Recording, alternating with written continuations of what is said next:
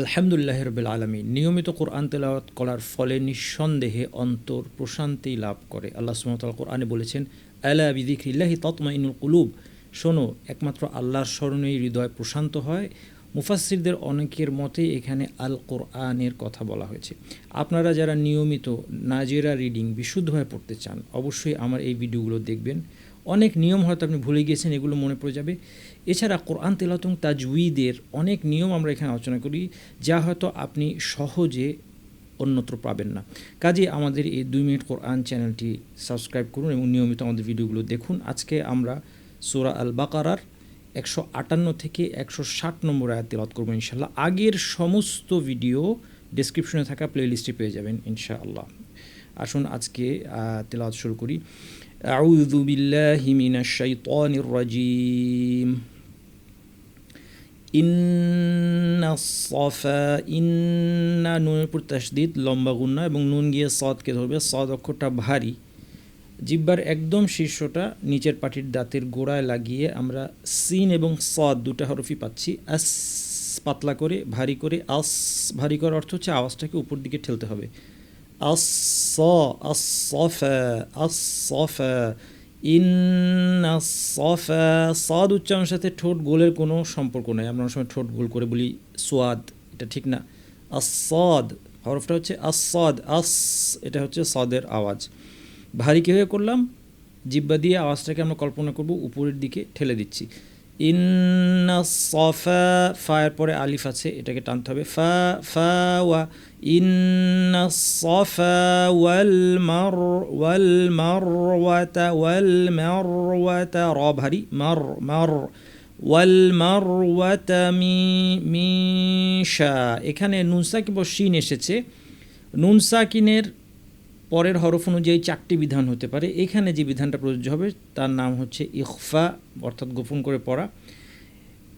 এর নিয়মটা হচ্ছে আমরা মুখকে পরের হরফ অর্থাৎ শিন উচ্চারণে প্রস্তুত করে নাক থেকে গুণনা করব। অর্থাৎ আমার শিনের মাখরাজটা কোথায়? জিহ্বা মাঝখান। শিন উচ্চারণ হয় জিহ্বা মাঝখান থেকে, জিহ্বা মাঝখানটা উঠে যায় শিন উচ্চারণের সময়। ফলে আমরা যখন মিন শা বলবো তখন জিহ্বা মাঝখানটা একটু উঠিয়ে দিয়ে নাক থেকে গুণনা করব। মিশা, এবং একটু সময় ধরে রাখবো। মিশা, মিশা। এখানে আইনের পর আলিফ আছে, আলিফ থাকলেই মাদ হবে, টান হবে, এবং পরে হামজা আছে একই শব্দে। এই জন্য এই মাদ্দের নাম হচ্ছে মাদ মুত্তাসিল। এর পরিমাণ 2 আলিফ। মুসা বলতে যতক্ষণ লাগে। মিশাইরিল্লাহ। আল্লাহ শব্দের লাম সাধারণত ভারী হয়, কিন্তু যদি পূর্বে জের থাকে তাহলে পাতলা হবে। এই জন্য আমরা এখানে বলবো রিল্লাহ, পাতলা করে। রিল্লাহ বলবো না, হ্যাঁ, রিল্লাহ। থেমে গেলে হা উচ্চারণ করে থামতে হবে। ইন্নাস সাফা ওয়াল মারওয়াতা মিন শাআইরিল্লাহ ফামান হাজ্জা। আবার নুন সাকিন। এবার এখানে হা এসেছে। হা হচ্ছে কণ্ঠনালীর 6টি হরফের একটি। হামজা, হা, আইন, হা, গইন, খ, 6টি হরফ কণ্ঠনালী থেকে আসে। তার মধ্যে একটা হচ্ছে হা, কণ্ঠনালীর মাঝখান থেকে আসে। এই 6টি হরফের কোনটি আসলে নুন সাকিনকে স্পষ্ট করে পড়তে হবে, গুন্না না বাড়িয়ে, স্বাভাবিক গুন্না রেখে পড়তে হবে। ফামান হাজ্জা, এভাবে পড়তে হবে। ফামান হাজ্জা, ফামান হাজ্জাল বাইতা আউইয়া, আউইয়া, উই গিয়ে আইনকে ধরবে। আউইয়া, আউইয়া, তামারা, তামারা, তা পাতলা, মা পাতলা, র ভারী। আউইয়া তামারা ফালা। এখানে একটা জিনিস খেয়াল রাখতে হবে, বারবারই একটা কথা আমরা বলে থাকি যে রিডিংয়ে একটা মূল সূত্র হচ্ছে কোথায় টান হবে আর হবে না এটার মধ্যে পার্থক্য করা। যেমন এখানে র এবং ফা পরপর এসেছে, একটি শব্দের শেষে র, আরেকটি শব্দের শুরুতে ফা এসেছে, মাঝখানে কিন্তু কোনো টান নাই। এই জন্য র ফা টান ছাড়া চলে যেতে হবে। র ফা, আউইয়া তামারা ফা, যেমন তামারা ফা পরপর 4টি অক্ষর। এমনভাবে আমরা পড়ব যেন আমাদের এই 4টি অক্ষর এমনভাবে পড়ব যেন একই শব্দের মধ্যে সেটা আছে। অনেকে পরের শব্দটা পড়ার জন্য একটু সময় দিতে গিয়ে টেনে ফেলেন ভুলে, ফলে অনেকে এভাবে পড়েন। দেখেন ভুলটা দেখাচ্ছি। আউইয়া তামা র ফালা, র ফালা, র ফালা কেন বললেন? কারণ পরে কি আছে পড়তে গিয়ে রকে লম্বা করে ফেলেছেন, এটা খেয়াল করেননি। তাহলে র পড়া হয়ে গেলেই আমি দ্রুত পরের অক্ষরে চলে যাব। র পড়া শেষ, আমি মাথায় ছবি তুলে নিব, র পড়ে ফেলেছি, এর পরের অক্ষরে চোখ আগে আগে চলে যাবে, ফলে কখনোই আমাকে টানতে হবে না। ফামান হাজ্জাল বাইতা আও ইতামারা ফালা লাতে টানতে হবে, কারণ লামের পর আলিফ আছে, লাম আলিফ। ফালা জুনাহা আলাইহি, হায়ের পরে আতে দ্রুত চলে আসবো, কোনো টান দিব না।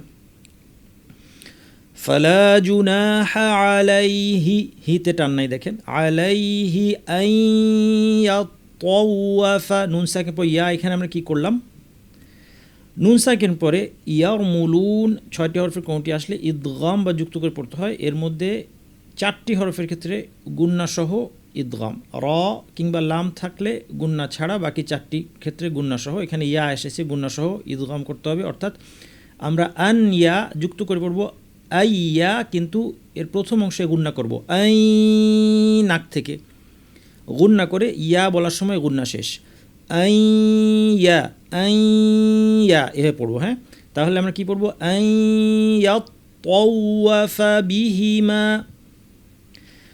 প একটা ভারী হরফ, এখানে তাসদিদ দিয়ে আছে, ওয়াও একটা পাতলা হরফ, এটাও তাসদিদ দিয়ে আছে, দুইটাই তাসদিদ দিয়ে সুন্দর করে পড়তে হবে।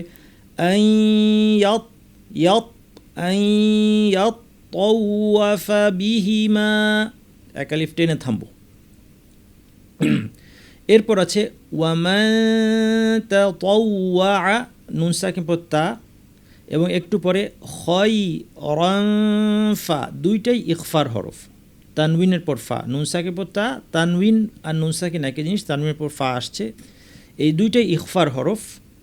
তাহলে ইখফা করার নিয়ম কি আমরা একটু আগে বলেছি, যে আমরা পরের হরফের জন্য মুখকে রেডি করে নাক থেকে গুন্না করবো, অর্থাৎ নুন সাকিন পর তা এসেছে, তায়ের মাখরাজ আমি জিব্বা নিয়ে যাব, তায়ের মাখরাজটা কোথায়, উপর পাটির দাঁতের গোড়ার দিকে কাছাকাছি জিব্বা নিব, লাগাবো না, নাক থেকে গুন্না করবো।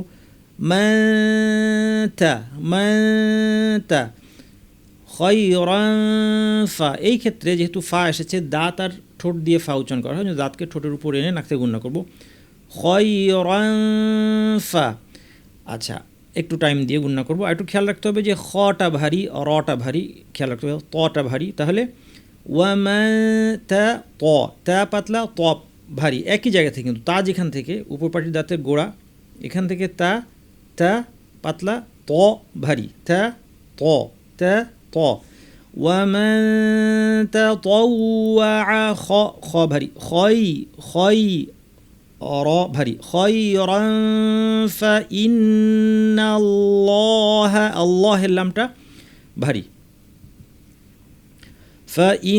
ফাইন্নাল্লাহা। পরের লাইনে যাওয়ার জন্য হাকে কিন্তু টেনে লম্বা করে ফেলবো না, খেয়াল রাখতে হবে। হা শা, হা টান নাই, তারপর শা, হা শা, ফাইন্নাল্লাহা শাকিরুন আলিম, শা টান আছে, আলিফ আছে, শাকি অরুণ ভারী, আলিম অরুণ, তানউইনের পর আইন, তানউইন আর নুন সাকিন একই জিনিস।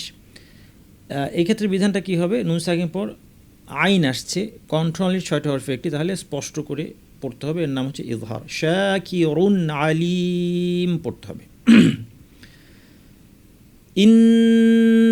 ইন্নাল্লাযীনা ইয়াক কাফে একটু বাতাস থাকবে, ইয়াকতুমুনা মা, নামা টান ছাড়া, হ্যাঁ, নুনের পর কিন্তু টান নাই, ইয়াকতুমুনা মা, এখানে মিম আলিফ আছে, একটা ঢেউ দেখতে পাচ্ছি, বুঝতে পারছি লম্বা করে টানতে হবে। কারণ কি, কারণ পরের শব্দের শুরুতে হামজা এসেছে, এর নাম মাদ মুনফাসিল, 2 আলিফ টানবো। মা আনজালনা, নুন সাকিন যা আসলো, আবার কি করব, ইখফা। ইখফার হরফ অনেকগুলো দেখতে পাচ্ছেন আপনার এখানে, 15টা হরফ, এগুলো সব ইখফার হরফ। নুন সাকিন বা তানবিনের পর এগুলো আসলে ইখফা করতে হয়, অর্থাৎ পরের অক্ষর কি আছে দেখব, জায়ের মাখরাজ জিব্বা নিয়ে যাব, অর্থাৎ নিচের পাটির দাঁতের গোড়ায় আমরা জিব্বা নিয়ে নাক থেকে গুন্না করব, আনজালনা এভাবে পড়ব। মা আনজালনা মিনাল বাইয়িনাত, বাইয়িনাতি, নুনের উপর ছোট আলিফ খেয়াল করতে হবে। মিনাল বাইয়িনাতি, তিতে টান নাই, খেয়াল করতে হবে। মিনাল বাইয়িনাতি ওয়াল হুদা, দালের উপর ছোট আলিফে টানতে হবে। ওয়াল হুদা মিম বাদি, এখানে নুন সাকিব বা এসেছে, বিধান নাম হচ্ছে ইকলাব, অর্থাৎ নুনকে পরিবর্তন করে মিম বানিয়ে গুন্নাটাকে লম্বা করে পড়তে হবে। মিম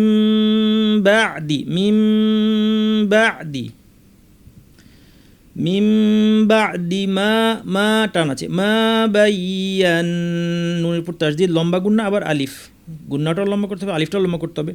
মা বাইয়ান্নাহু হুতে টান নাই, হ্যাঁ, হুলি মিম বাদি মা বাইয়ান্নাহু লিন্নাসি ফিল কিতাবি বিতে টান নাই, ফিল কিতাবি উলাইকা ইয়ালআনুহুমুল্লাহু, আল্লাহ এলাম ভারী, উলাইকা ইয়ালআনুহুমুল্লাহু ওয়া ইয়ালআনুহুমুল লাঈনুন। অনেকে এই লামটাও ভুলে কিন্তু ভারী করে ফেলবে, ভারী করবেন না, সাবধান, হ্যাঁ, অনেকে ভুলে হয়ে যাবে, কারণ এটা হচ্ছে আল্লাহ শব্দ, আল্লাহ শব্দের লামটা শুধু ভারী হয়, কিন্তু এখানে দেখে একই রকম লাগতে পারে আপনার যে লামের উপর তাসদীদ, উপরে একটা খাড়া আলিফ আছে, কিন্তু এটা কিন্তু আল্লাহ শব্দ নয়, এই শব্দটা হচ্ছে আল্লাঈনুন, এই শব্দটা আল্লাহ নয়, কাজে এটা ভারী হবে না। অনেকে ভুল করে বলে ফেলবেন লাঈনুন না, লাঈনুন। আরেকবার পড়ে দেখেন এই অংশটা, উলাইকা ইয়ালআনুহুমুল্লাহু ওয়া ইয়ালআনুহুমুল লাঈনুন, শেষে ওয়াও নুন, দুই আলিফ টেনে আমরা থামবো। এই পর্যন্ত আমরা পড়েছি, এখন এখান থেকে ইল্লাল্লাযীনা তাবু ওয়া আসলাহু ওয়া বায়্যানু ফাউলা, এখানে দেখেন ওয়া আসলাহু, ওয়া সাদটা ভারী, আটা পাতলা, অস না, ওয়া আসলাহু, এখানে ওয়া আসলাহু, হায়ের পরে পেশ, ওয়াও সাকিন, টান আছে, টানতে হবে। ওয়া বায়্যানু টানতে হবে। ফাউলাইকা আতুবু আলাইহিম, বুতে টান নাই, আতুবু আলাইহিম ওয়া আনাত তাওয়াবুর রহিম।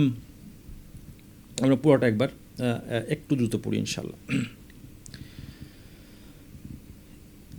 إن الصفا والمروة من شعائر الله فمن حج البيت أو اعتمر فلا جناح عليه أن يطوف بهما ومن تطوع خيرا فإن الله شاكر عليم إن الذين يكتمون ما أنزلنا من البينات والهدى من بعد ما بيناه للناس في الكتاب